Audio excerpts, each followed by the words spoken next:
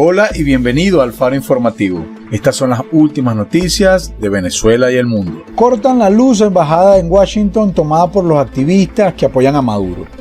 Cerca de las 20 horas, hora local, un equipo de la compañía eléctrica abrió una tapa de la alcantarilla para cortar la electricidad al recinto, un edificio de 4 plantas ubicado en el elegante barrio de Georgetown, informaron los activistas y miembros de la delegación de Guaidó, reseñó AFP.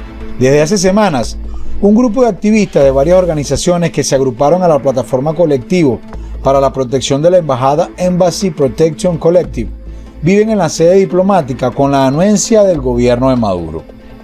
Las autoridades acababan de cortar ilegalmente nuestra electricidad. Esperábamos esto, estábamos preparados para esto, dijo en un video publicado en internet el activista Kevin Cis de la organización popular Resistance, uno de los grupos que conforman el colectivo. Desde el fallido intento de levantamiento de un grupo de militares contra Maduro la semana pasada, se registraron protestas espontáneas de venezolanos que quieren sacar a los activistas de la sede diplomática. Los venezolanos rodearon la sede, instalaron campamentos y bloquearon la entrada de la embajada para impedir que los activistas se aprovisionen. Cada día se producen escaramuzas entre ambos grupos cuando los activistas intentan introducir comida, lanzándolas por las ventanas o amarrando las bolsas a cuerdas que los ocupantes de las embajadas lanzan y jalan. El edificio está cerrado al público, desde que la mayoría de los diplomáticos dejaran el país tras perder su estatuto, después de que Estados Unidos se convirtiera en uno de los primeros países en reconocer a Guaidó en enero. Los últimos diplomáticos acreditados salieron de las instalaciones el 24 de abril y desde entonces los activistas custodian el edificio. No nos vamos a resistir y a permanecer en solidaridad con la gente de Venezuela, dijo Cis, alumbrado por una vela. Un dato curioso ocurrido un par de meses atrás. El ejército de Estados Unidos cortó la energía eléctrica a su mayor base militar para medir reacciones ante un ciberataque. Fort Bragg, la base militar más grande del ejército de Estados Unidos, ubicada en Carolina del Norte, emitió una disculpa pública el pasado 25 de abril luego de realizar un ejercicio sin previo aviso para medir las reacciones de su personal y de la población local en caso de un ataque cibernético. La base militar perdió la energía eléctrica durante el miércoles 24 y el jueves 25 y causó cierta confusión y preocupación en la base. Oficiales del ejército declararon al medio local Charlotte Observer que el ejército estaba diseñado para identificar deficiencias en nuestra infraestructura, operaciones y seguridad, y no fue anunciado al público para replicar las posibles reacciones en el mundo real de todas las personas relacionadas directamente con la instalación. La energía eléctrica se cortó alrededor de las 10 de la mañana del día miércoles y regresó en la tarde del jueves. Los residentes informaron en Facebook y Twitter algunos problemas que causó el apagón, tales como problemas de tráfico al apagarse los semáforos o problemas para actualizar los documentos oficiales, así como su confusión general ante la falta de información en fuentes oficiales. En su página de Facebook, el ejército de Estados Unidos se disculpó por causar preocupación en la población y explicó que formaba parte de una prueba requerida en la base para determinar la preparación y la resiliencia de la instalación en un escenario real. Dicho esto, nuestros objetivos se han cumplido y como muchos de ustedes saben, todo ha vuelto a la normalidad.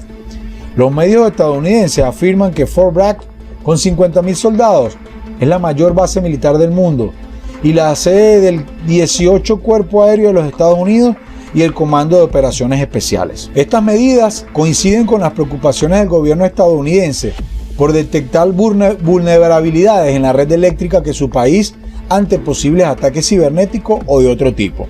Hace un par de años, las centrales eléctricas ucranianas y los aeropuertos experimentaron tales ataques que Estados Unidos atribuye a Rusia. El pasado 28 de marzo, el presidente estadounidense Donald Trump también firmó una orden ejecutiva para reforzar las protecciones de sus instalaciones eléctricas contra ataques basados en pulsos electromagnéticos. Pero por otro lado, países como Venezuela han denunciado haber sido víctimas recientemente de ataques cibernéticos y de otro tipo contra sus instalaciones eléctricas, responsabilizando directamente al gobierno estadounidense por tales acciones. Los sabotajes ocurridos los días 5 y 25 de marzo contra la central hidroeléctrica del Guri han sido descritos como ciberataques. A propósito de estos acontecimientos, especialistas de la revista Forbes hicieron un reportaje donde responden a la siguiente interrogante: ¿podría el corte de energía en Venezuela realmente ser un ataque cibernético? ¿Cómo Venezuela sufrió uno de sus peores apagones en la memoria reciente de esta semana? Refiriéndose a la primera semana del mes de marzo, el gobierno afirmó repetidamente que el apagón generalizado, el teléfono y el internet se debieron a un ciberataque extranjero que intentó destituir a su presidente.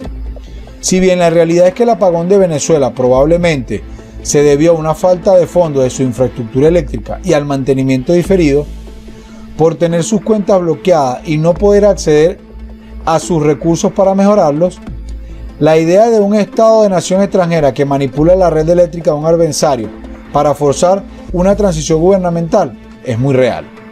En 2015 exploré el concepto de primer ataque cibernético, en el que los gobiernos recurrían cada vez más a la guerra cibernética por su cuenta o como parte de una guerra híbrida para debilitar un adversario antes de la invasión convencional o para efectuar una transición forzosa y negativamente en un gobierno extranjero.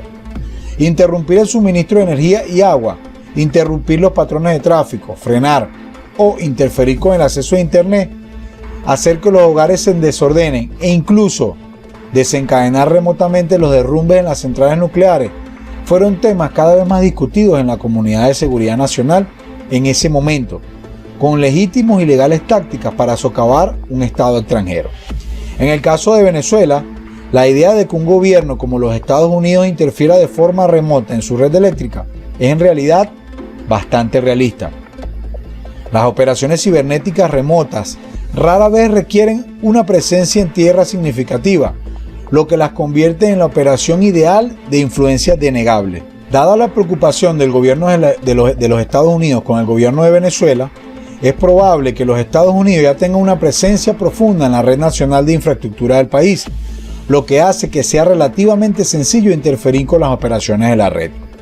La infraestructura del Internet y energía obsoleta del país presenta pocos desafíos formidables para tales operaciones y hace que sea relativamente fácil eliminar cualquier rastro de intervención extranjera. Los apagones generalizados de energía y conectividad, como el que Venezuela experimentó la semana pasada, también son directamente del moderno libro de jugadas cibernéticas.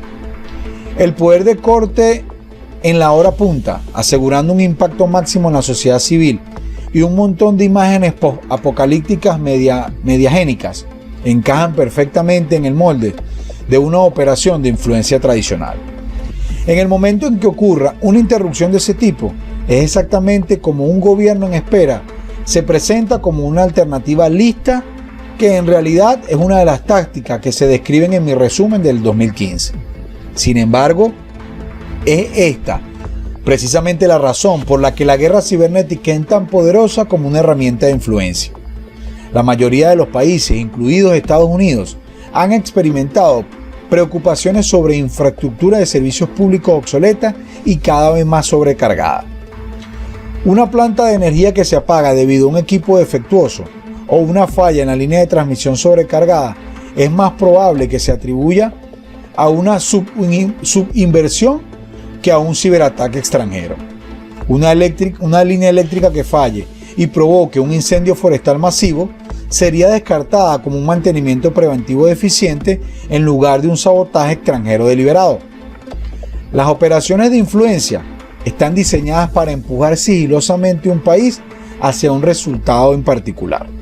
Los ataques cibernéticos contra las empresas de servicios públicos tienen la capacidad de alterar todas las facetas de la vida moderna y generar imágenes mediáticas sin un riesgo indebido para el país iniciador, lo que la convierte en un arma casi perfecta.